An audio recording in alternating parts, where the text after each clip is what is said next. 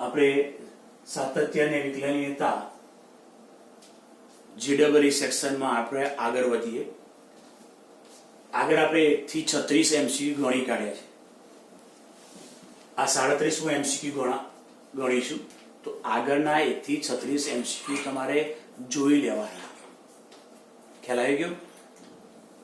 હું આગળ GEE ના MCQ સોલ્વ કરાવતો રહીશ. ખ્યાલ આવ્યો? અને બીજું કે GEE ના MCQ સોલ્વ કરશો તો તમારી ND એક્ઝામ, BITSET ની એક્ઝામ, આ બધી કોમ્પિટિટિવ એક્ઝામ જે GUSSET એ પણ ક્લિયર થતી જશે. ખ્યાલ આવી ગયો? એના પણ હું દાખલાઓ મૂકતો જઈશ કે ભાઈ આ BITSET માં પૂછાયો, ભાઈ આ NDA માં પૂછાયો, એવા દાખલાઓ પણ હું મૂકતો જઈશ. ખ્યાલ આવ્યો ને? એટલે ખાસ આગળના વિડીયો લેક્ચર તમે જોઈ લો.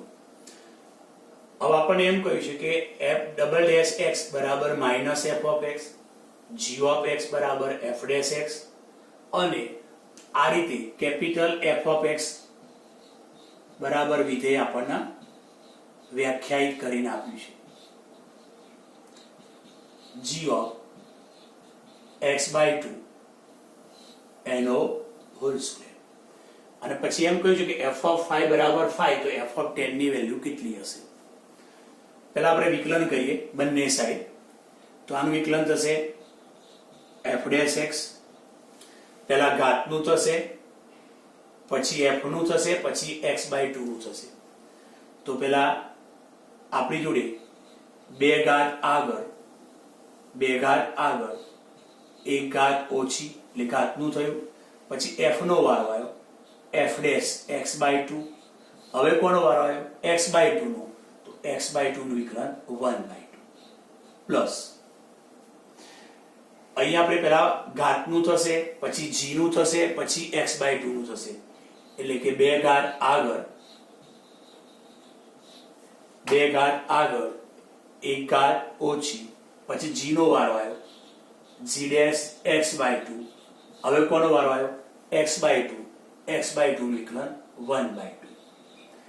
એમાં 2 અને આ 2 અહીંથી કટ થશે, આ 2 અહીંથી 2 કટ થઈ જશે. હવે જો આપણી જોડે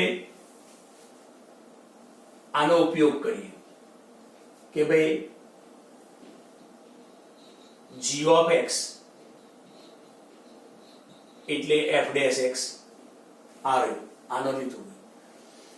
હવે અહીંયા x ની જગ્યાએ x/2 મૂકી દો. ચલો x ની જગ્યાએ x/2 મૂકી દો, x ની જગ્યાએ x/2 મૂકી દો. તો હવે આપણી જોડે શું થયું? આની જગ્યાએ શું લખશો? g of x/2 લખીશું. f'(x/2) એની જગ્યાએ લખીશું. એ જ રીતે આપણે આની વાત કરીએ. હવે ધ્યાન આપજો. તો આપણી જોડે આનું બંને બાજુ વિકલન કરીએ છીએ. એટલે g નું વિકલન g'(x) અંદર રહેલા x નું 1, અહીં f' છે તો એનું આગળ વિકલન કરશો એટલે દ્વિતીય વિકલન f'(x) x નું 1. હવે આનો ઉપયોગ કરીએ. ધ્યાન આપજો. આ f'(x) તો અહીં શું લખશો? તો g'(x) f'(x) f'(x) તો એની જગ્યાએ લખીશું -f of x. આની જગ્યાએ શું લખ્યું ભાઈ? જેનો -f of x. માઈનસ આની આ બાજુ લે -g'(x) બરાબર f of x. અને પછી તમે આની અંદર x ની જગ્યાએ x/2 મૂકી દો, x ની જગ્યાએ x/2 મૂકી દો, x ની જગ્યાએ x/2 મૂકી દો. તો જો શું થયું? તો f of x/2 બરાબર શું લખશો? -g'(x/2). આની જગ્યાએ શું લખશો?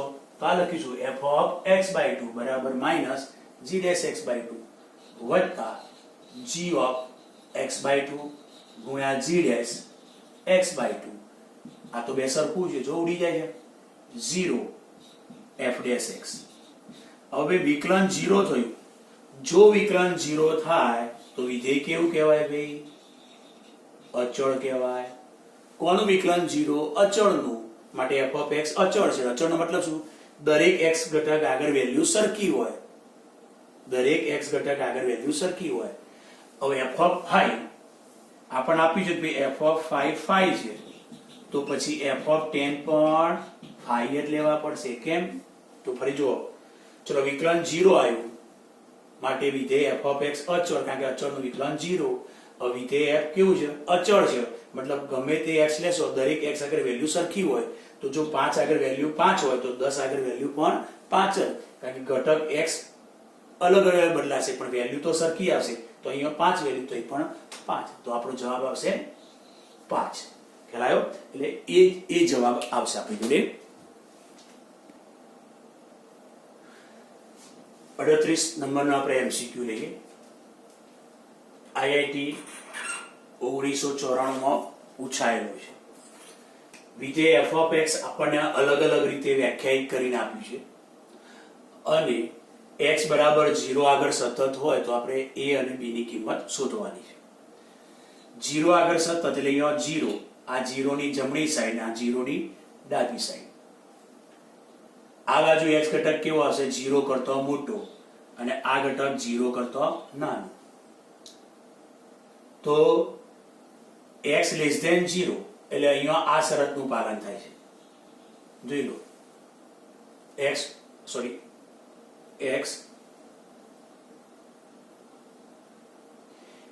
ગ્રેટર ધેન 0 છે એટલે x ની કિંમત 0 કરતા મોટી છે, એટલે 0 કરતા મોટી એટલે આ શરતનું પાલન થાય છે.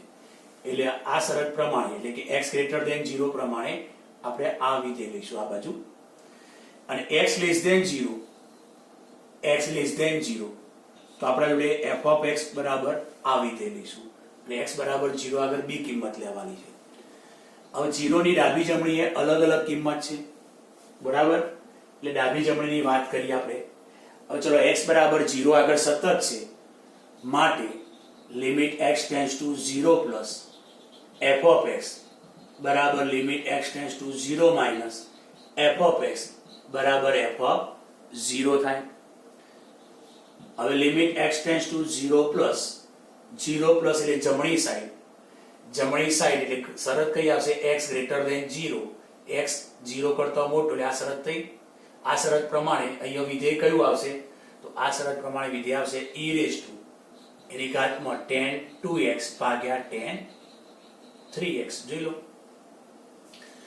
પછી અહીંયા જો limit x tends to 0 minus ડાબી સાઈડ ને x લેસ ધેન 0, આ શરત આ રહી. તો આ શરત પ્રમાણે વિધેય કયું આવશે? તો 1 પ્લસ માનકમાં sin x એની ઘાતમાં a રેઝ ટુ માનમ sin x. ઓકે. અને x બરાબર 0, તો x બરાબર 0 આગળ વેલ્યુ કેટલી થઈ ભાઈ? b લેવાની છે. અહીંયા આપણે e ની ઘાતમાં તો tan 2x ભાગ્યા 2x, ખૂણો ભાગ્યા ખૂણો, tan 3x ઉપર 3x બેલેન્સ કરીએ, 2 ભાગ્યા 3 સૂત્ર બનાવી દીધું. tan થીટા ભાગ્યા થીટા. જોઈ લો. અને થીટા ટેન્ડ્સ ટુ 0 પ્રમાણે 1 થશે ને આપણે. tan થીટા ભાગ્યા થીટા ટેન્ડ્સ ટુ 0 પ્રમાણે 1 થઈ જશે. અહીંયા વાત કરી તો પહેલા limit x tends to 0 minus. હવે x લેસ ધેન 0 છે. આ શું કહેવાય? 0 ની ડાબી સાઈડ. આ શું બતાવે? 0 ની ડાબી સાઈડ. તો x લેસ ધેન 0. ચલો ભાઈ x લેસ ધેન 0 તો બંને બાજુ sin એપ્લાય કરો. sin x અને sin 0 sin 0 બંને બાજુ sin એપ્લાય કર્યું. હવે sin x લેસ ધેન 0 માટે માનવ છોડીશું. sin x લેસ ધેન 0 માટે માનવ છોડો એટલે આગળ નિશાની માઇનસ આવશે. ફરીથી અહીં 0 માઇનસ એટલે શું બતાવે છે? ડાબી સાઈડમાં x લેસ ધેન 0, બંને બાજુ sin એપ્લાય કરો. sin 0 sin x less than 0, sin ઋણ છે માટે માનવ છોડો એટલે માઇનસ sin x. અને અહીં તો જો મળી ગયું e ની ઘાતમાં sin tan ખૂણો ભાગ્યા ખૂણો, ખૂણા લિમિટ 0 એટલે 1 અને આ પણ 1 સૂત્ર પ્રમાણે. હવે અહીંયા બનાવીએ. હવે જો અહીંયા ડાયરેક્ટ લિમિટ એપ્લાય કરશું તો 1 ની ઇન્ફિનિટી સ્વરૂપ થશે. કયું સ્વરૂપ આવશે ભાઈ? 1 ની ઇન્ફિનિટી. તો એના માટે ટૂંકું સૂત્ર એ છે, પણ આપણે આ સૂત્ર એપ્લાય કરીશું.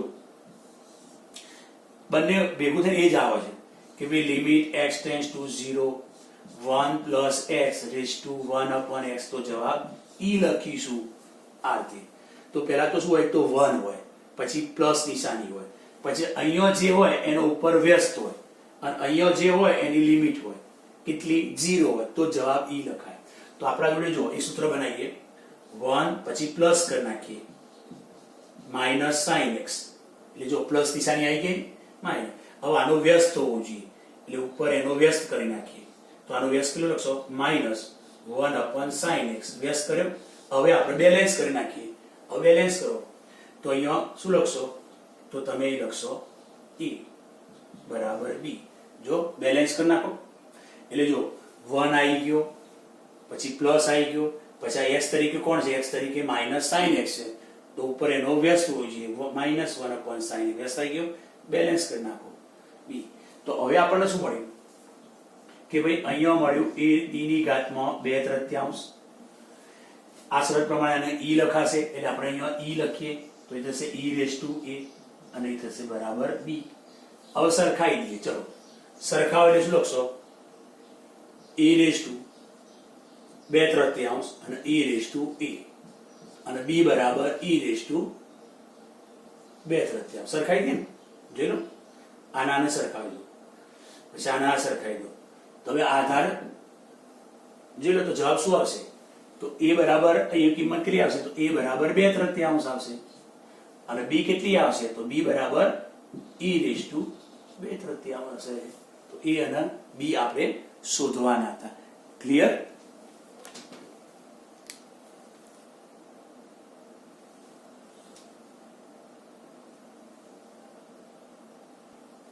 ચલો 39 નંબરનો MCQ લઈએ આપણે, જે 2001 માં પૂછાયેલું છે. નીચેનામાંથી કયું વિધેય x બરાબર 0 આગળ વિકલનીય છે? તો પહેલા આપણે એ ઓપ્શન ચકાસીએ. એ ઓપ્શન આપણી જોડે f ઓફ x બરાબર વિધેય આપ્યું છે. હવે અહીંયા માનવ છે એટલે તમે જાણો છો કે ભાઈ માનવનો આલેખ આ રીતે આવે અને 0 આગળ ખૂણો પડે એટલે 0 આગળ વિકલનીય નથી. મતલબ આપણને 0 આગળ ડાઉટ છે, કારણ કે cos તો પ્રત્યેક x આગળ સતત છે અને વિકલનીય છે. એટલે આ દરેક x આગળ બોલો વિકલનીય છે. આ 0 આગળ વિકલનીય નથી. તો હવે આપણને ડાઉટ ક્યાં પડ્યો? 0 આગળ. ફક્ત 0 આગળ ચકાસવાનું. તો ચલો x greater than or equal to 0. તો cos તો યુગમાં વિધેય છે, એમાં કોઈ ફરક પડે નહીં. માનો x લખો કે એકલો x લખો, કોઈ ફરક નહીં પડે. x ગ્રેટર ધેન 0 તો અહીંયા x થશે. ચલો x લેસ ધેન 0 તો આપણે જોડે cos x. માનો કે x લેસ ધેન 0 તો એ માનો કે x થશે માઈનસ x થશે. હવે આપણે વિકલન કરી દઈએ ભાઈ f ડેશ x. cos નું વિકલન માઈનસ sin x, x નું 1, cos નું માઈનસ sin x, x નું 1. અને હવે જુઓ તમારે 0 આગળ વિકલનીય ચકાસવું છે એટલે x બરાબર 0 અહીં મૂકી દો, minus sin 0 plus 1. x less than 0, 0 નું રિલેશન અહીંયા છે તો અહીં મૂકી દો, x ની જગ્યાએ 0.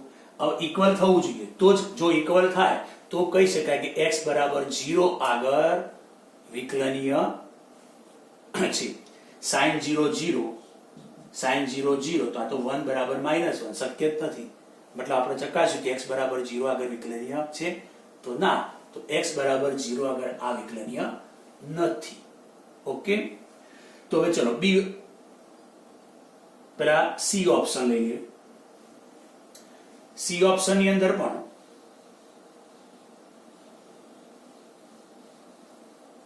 ચલો cos ની અંદર તો તમે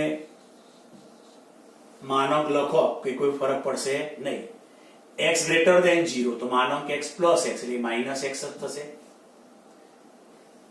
cos x x less than 0 તો માનો કે x માઇનસ x એટલે પ્લસ x થઈ જશે. અવિકલન કરીએ cos 2 minus sin x x2 1 cos 2 minus sin x plus 1.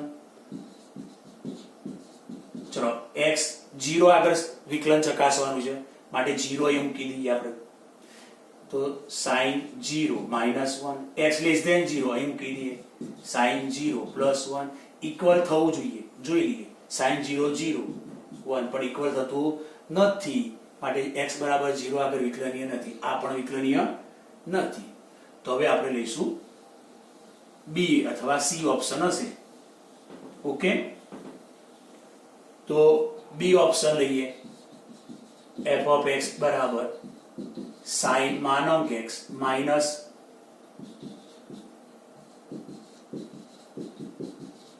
ચલો x greater than or equal to 0.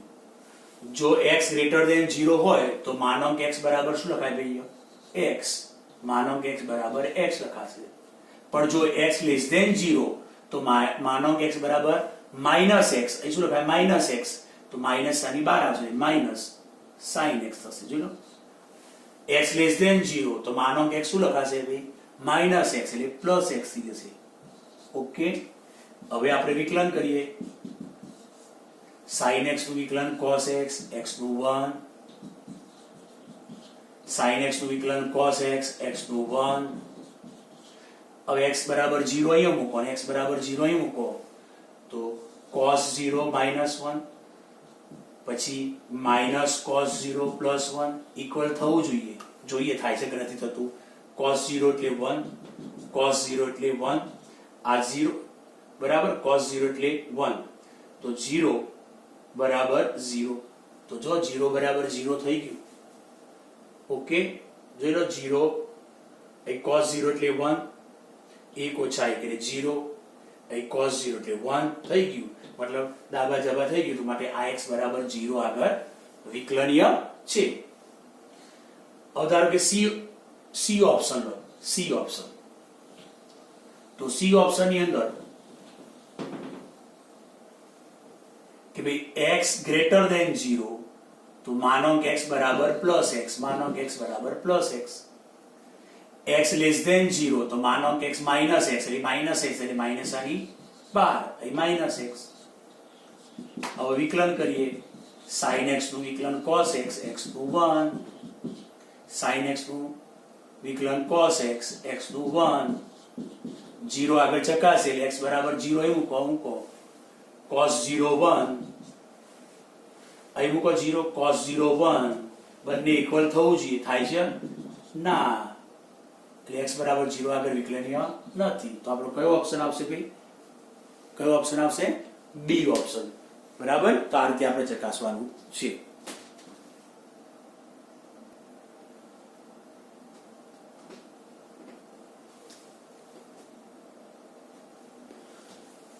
જો 40 નંબરનો MCQ જે આપણને 2012 માં પૂછાયો છે.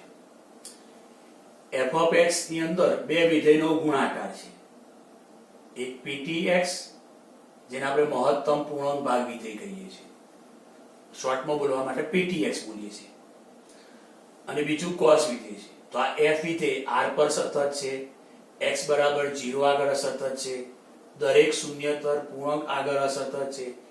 x બરાબર 0 આગળ સતત છે. તો આપણી જોડે એક આ વસ્તુ સમજવાની છે કે પહેલા તો cos 2x - 1 પાઈ જે r પર સતત છે. કારણ કે cos થીટા અને cos એ દરેક x આગળ સતત એ હોય ને વિકલનીય પણ હોય. આ 2x - 1/2 નો એટલું થાય કયા ખૂણાઓ આવું? cos બરાબર π/2 cos બરાબર 3π/2 ની બધા ખૂણાઓ આવે. કારણ કે 2x - 1 એટલે એકી સંખ્યા /2.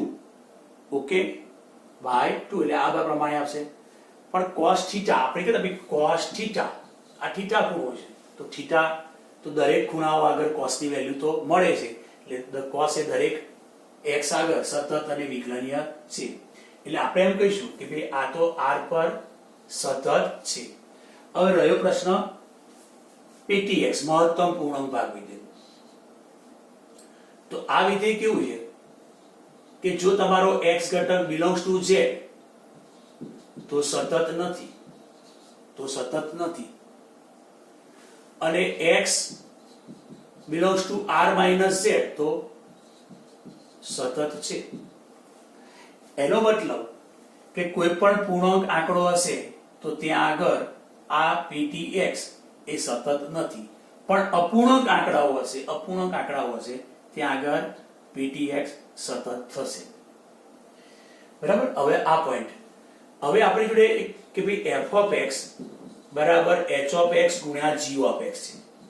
ઓકે, આમ તો આ દાખલો ગણવો તો બહુ લાંબી રીતે ગણાય, પણ આપણે શોર્ટમાં પતાવવાનો છે.